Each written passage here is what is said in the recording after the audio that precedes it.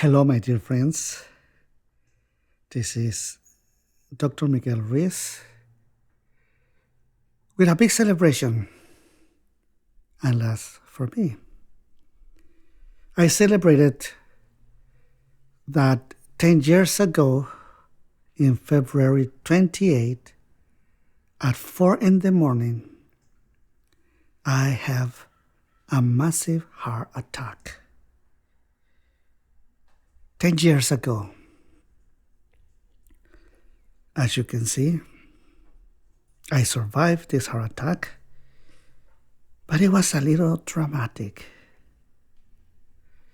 That strong pain in my chest woke me up, and I knew right away that I was having a heart attack. Even that the pain was very strong, I feel so excited because finally I was very close to have the greatest experience of my life. And that experience of my life, perhaps, is leaving my physical body. And I had the great opportunity to share to everyone the best way how to let go the physical body. Anyway, first thing it was to take the telephone, mark 911, and let them know the symptoms. Once I hang up, I decide to walk down the stairs because it was a house with 2 floors, that I can wait for them in the living room. Going down from the stairs, my mother, who was living with me at that time, she heard noise, she stand up, she saw me and said, "What's going on, Miguel?" And I say, "Sarita," because this is how I used to call my mom. "Don't worry, it's just a heart attack." Well, as you can see, she got so scared right away. And I say, "Don't worry, I already called 911 and they will be here at any moment. Just please call my brothers, let them know what is going on. And just let everybody else know that I will be in the hospital." That gave me time to call my manager, that at that time was Stephanie Bureau, and let her know what's going on, and to let everybody know that I was going to the hospital, and that I was so excited because I may share perhaps my last teaching, how to surrender to death, how to let go, and even more, how to enjoy it. The ambulance came very soon, and just in a few minutes, I was already in the emergency room in the hospital, to be translated a little later to the unity of intensive care.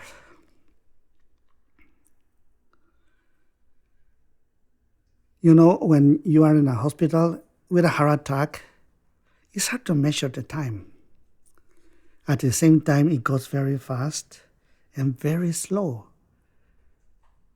I ask right away to bring whoever I need to make the last arrangements of my life, because I knew for sure that I was dying. I have no doubt in my mind, because this is one of the biggest symptoms of the heart attack. Then very soon, Stephanie were there. I asked to bring a lawyer that tried to straighten my life and leave everything to my children, etc., etc. Anyway, I was in intensive care when my middle son, Don Jose Ruiz, he came to see me. I saw him coming in and I was so happy to see him. But then I noticed that he was crying and he started talking, Father, please don't die. It's not time. I'm not ready. You have to stay a little longer for me. Don't go. He was crying. It was the very first time that he saw his father weak in a bed with all those tubes and close to death. I stand up a little and look into his eyes and say, Jose, this is the way you're going to celebrate the death of your father? Get out of the room, fix yourself, and when you're ready, come back because I have something important to share with you. You can imagine he was in a little shock. He left, and a few minutes later he came back. When he came back, it was completely different. He said, Father, I am sorry. I notice how selfish I am to take the last moments of your life with all my pity, all my emotional pain, and you're not even dead yet. I have a big smile, and I tell him, well, this is for celebration, not for crying. And yes, I have pain, but I'm happy, and I'm ready to go. There's not a problem at all. And by the way, what will die is my physical body. But I will not die. I still live in the memory of everybody who loves me and everybody who knows me. And through my books, to many, many people who don't even know my physical body, because I put myself in those books. And anyway, in everybody else's mind, I only a ghost. I am the image that they perceive about me because they really don't know me as I don't know them. Then the Father that you know is only in your mind and is an image of this physical body that is dying right now. But because the physical body is dead, it doesn't mean that my image in your mind is also dead. If you notice when you dream with me or about me, you have no idea what I have in my mind, not even in your dream. Well, it's exactly the same thing. You see anybody around you and you have no idea what they have in their mind. Then the only thing that you can have to do is when you're dreaming, just talk to me and I will answer you. Because even that I am just an image of what you perceive, in the end, we are exactly the same thing. There is no difference between you and I, and there is no difference between everybody else and myself. We all the same, we're just not aware of that. That's the way I talk to my father when I am sleeping. And he answered me. I play with him. All my dreams that I have with my father is all about joy. I never suffer because he died. Perhaps I was feeling a little emotional pain when I see him dying,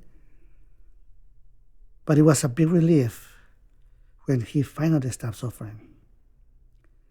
Now just imagine that you are the one who's dead and you are in the coffin. And you can see all your family crying for you and making a big drama because you are dead.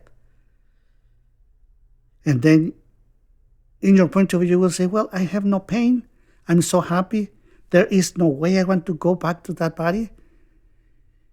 But you see everybody crying because you are dead. They are crying because they know they will not see you again. Not because you're dead, because they will not see you again. Just imagine all that people who are condemned to die and they're suffering a long disease with a lot of pain, and they not go because everybody have a big attachment on them, and they're so afraid to die. That can be changed if we have awareness. Like I told you, this is the way you're going to celebrate the death of your father, because it is a celebration. Everything that is created has an end. But not the one who creates is immortal. And the one who creates is life itself. I am life, you are life, and everything that you perceive is alive, because life is the force that is moving matter. And we are exactly the same force. There is no difference. Do you understand? He say, yes, Father. He looked into my eyes, he grabbed my hand, he said, Father, I am with you. From now on, whatever I do, I will have you in my mind. And if I have any doubt, I will talk to you, knowing that I'm really talking to myself. Because whatever is in the mind of your image, in my dream, in my imagination, is really my own. I have a big smile and say, yes, you got it. It's wonderful. Now you know that we all are only one living being. And the force that moves everyone is exactly the same force. Now, as you can see, we conquer death. Then leaving my physical body, it doesn't mean that I was defeated by death. No, the opposite. I let go of my physical body. And that's what makes me feel so excited, because my body will feel when I live. And that will be the last thing that my body will remember. Me, life. And I tell, now, do you understand? He said, yes, Father. He said, now you can go out because there's many other people waiting for me. And he left.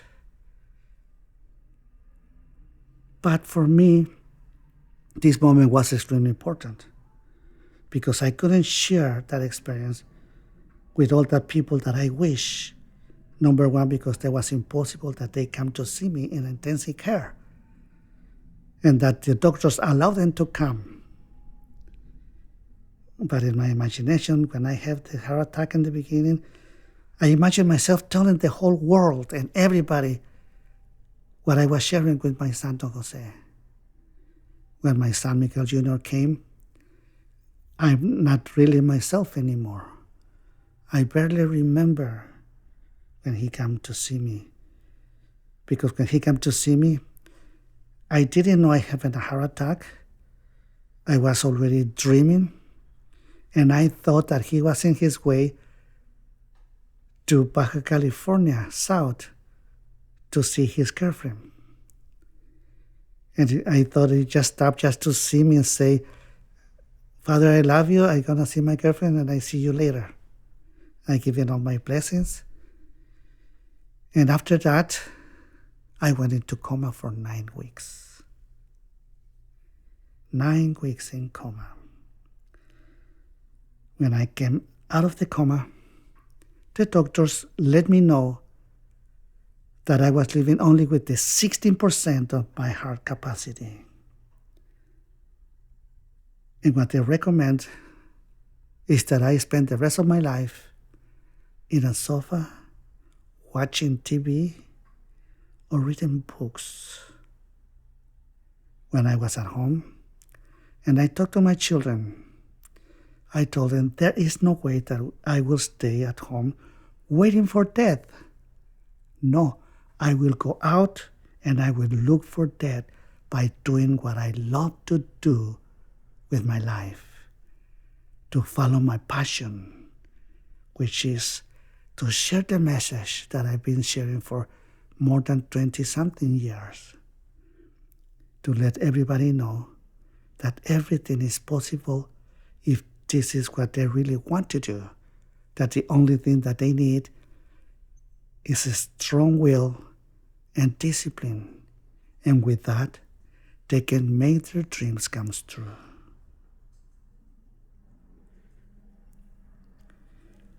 The doctors told me that I may survive 1, maybe 2 years.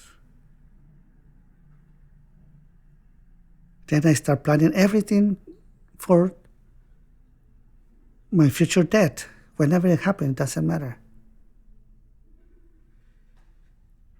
But the only problem is that I was living in extreme pain all the time. My body was always in pain, but it was not a justification to suffer, because I really enjoy life.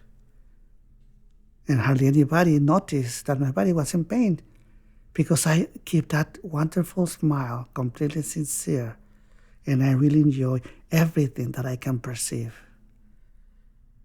I enjoy the activity as I enjoy the rest. And for 8.5 years, I was living in that condition. And every day it was getting a little worse and a little worse. Then by 2009, in August, I decided that because I didn't die these 2 years,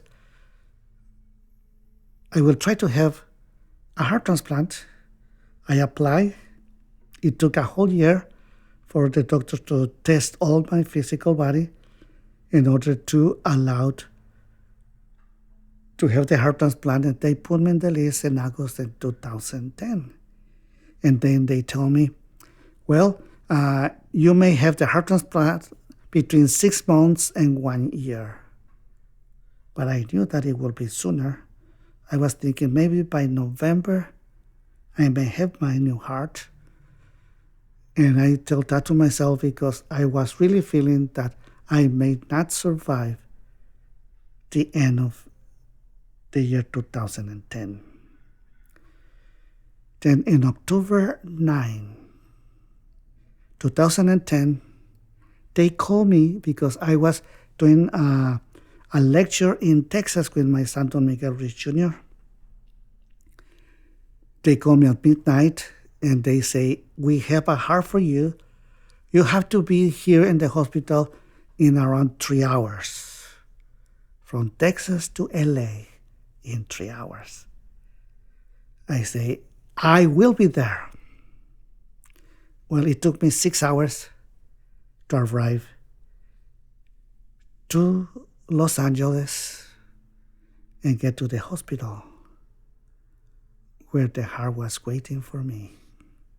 Before I leave Texas, I tell my older son, because in that moment I say, okay, I will go with you.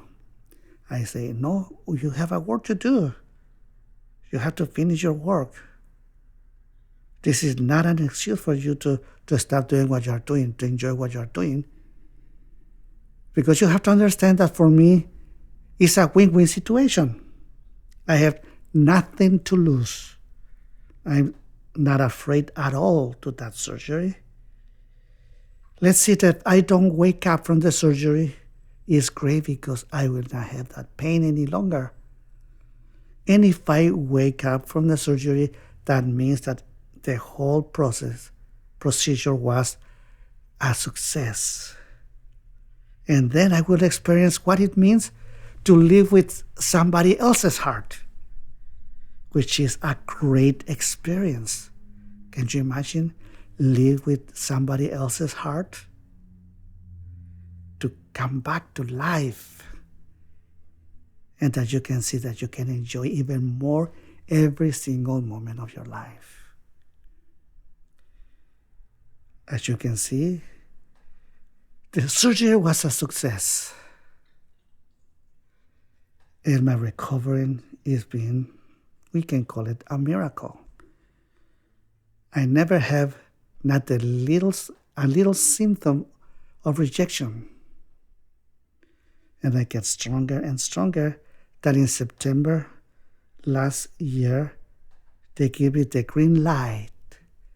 that I can go back and do my work. And since September until now, I really went 3 times to Canada, like another 2, 3 times to Mexico, to different states in the United States. I went to Japan. I went to Costa Rica. I went to Colombia. I went back to Mexico once again. And the whole calendar, 2012, is completely full. Today, I celebrate my death day, 10 years of the heart attack. And once again, I ask all of you that please help us to change the world. Not the planet Earth, not humanity, the world that you create in your own head. Because only you can change it, because only you know what is what you like and what is what you don't like. Only you know what makes you happy and what makes you unhappy. Then the key to change your world is to change the main character of your story, which means yourself. If you change anybody else, it didn't make a change in your world. It didn't make a difference. Then if you change the main character, which means what you believe you are, just like magic, everything around you starts changing. And the benefit after your own is your beloved, the one that you live with, your children, your parents, your brothers, your sisters, your family, your friends, your community, your country, and finally, the entire humanity. Then please help us to change the world by changing your own. With all my love to all of you, Dr. Miguel Ruiz.